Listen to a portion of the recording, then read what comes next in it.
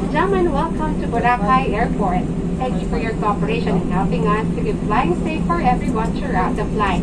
We kindly ask that you continue to observe high personal hygiene for the remainder of your journey to the airport.